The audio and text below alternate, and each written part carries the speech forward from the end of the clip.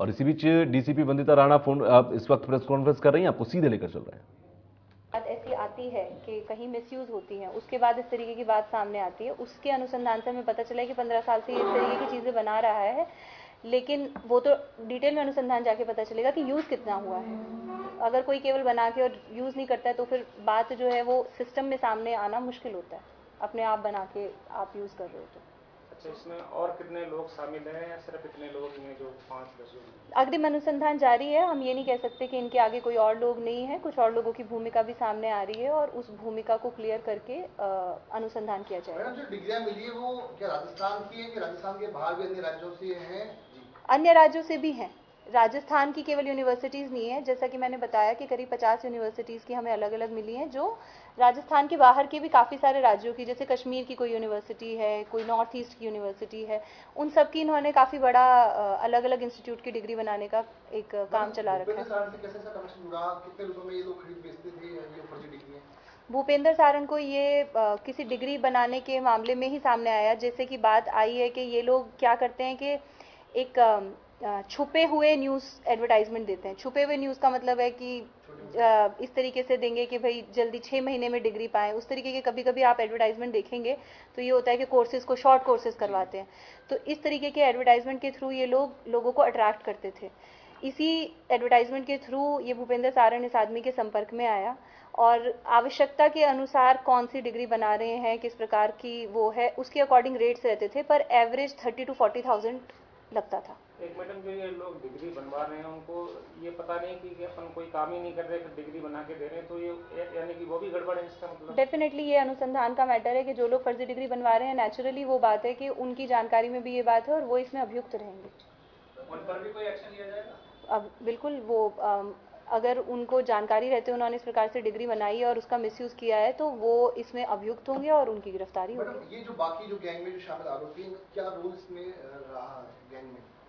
जैसे कि मैंने आपको बताया कि एक तो जो हमारे पास हमने जिनको गिरफ्तार किया उसमें जो अशोक विजय है वो तो मेन, हमें इस गिरोह का मेन सरगना वो मिला है। उसके साथ एक जो एक कैलाश है, कैलाश सिसोदिया, वो उसका नौकर भी है, उसका पार्टनर भी उसके साथ मिलके काम करता है। और जो प्रमोद सिंह है, ये आईसीजीएस यूनिवर्सिटी है चुरू में, ये वहाँ पर इनके उस यूनिवर्सिटी की डिग्री जो है ये वहाँ से उससे बनवाते थे। उससे बनवाने के बाद अगर कभी कोई डिग्री किसी कारण से वेरीफाई करनी हो तो वो भी ये करके देता था। और ये जो अजय भारद्वाज है, ये जेएस यूनिवर्सिटी है राजस्थान की, उस यूनिवर्सिटी में बीच में मीडिएटर का काम कर रहा था। बाकी के लोग बाकी यूनिवर्सिटीज़ में कौन कौन लोग थे, किस तरीके से करते थे, वो अनुसंधान से क्लियर ये होगा। जो छपाई होती थी, जो भी फर्जी डिग्रियां बनाते हैं ये लोग, तो क्या जयपुर में रहकर कोई किराए का फ्लैट था, कोई मशीनें थी या? इसका अपना फार्म हाउस है, अपना है ना सामने, मैरिज गार्डन है, मैरिज उससे गार्डन में करता काम चल रहा था कारोबार? है। हाँ, एक कमरे के अंदर, इतना कोई बड़ा वो नहीं समझ। आगे और भी आरोपियों की तादाद बढ़ सकती है इसके अंदर? बढ़ सकती है, बढ़ेगी। आपस में कनेक्शन कैसे है, कब से लोग साथ जुड़े हुए हैं? क्योंकि भूपेंद्र का तो ऑलरेडी उसमें सेकंड ग्रेड भर्ती में बड़ा नाम है उसका। अब तक जो अनुसंधान में सामने आया है उसमें ये है कि ये पिछले कुछ 1-1.5 साल से ही एक दूसरे को जानते हैं, बहुत लंबे समय से नहीं जानते थे। आगे अनुसंधान करने पे और चीज़ें जो हैं वो क्लियर हो पाएंगी। और जैसा कि मैंने कहा कि न्यूज़पेपर एडवर्टाइजमेंट के जरिए ये लोग एक दूसरे के संपर्क में आए थे। मैडम, जैसे ये 4,000 डिग्री उन्होंने बनाई है, तो इसमें ऐसा भी सामने आया है कि किसी की नौकरी लग गई हो तो उसके खिलाफ पुलिस क्या कार्रवाई करेगी? देखिए, 4,000 डिग्री वेरीफाई करने में समय लगेगा, काफ़ी पुराने समय से बनी हुई डिग्री हैं ये, तो अभी हमें मिली हैं। अब हम एक एक करके वेरीफाई करेंगे तब हमें ये बात सामने आएगी कि क्या किसी की यूज़ करके नौकरी भी लगी है। तो कह सकते हैं कि बहुत बड़ा खुलासा है ये। जी।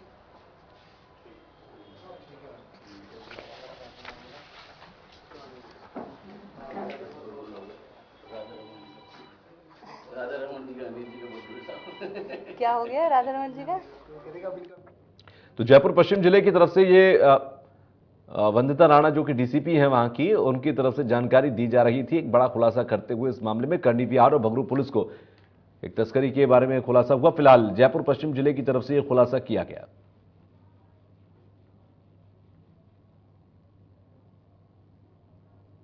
तो करनी बिहार और भगरू पुलिस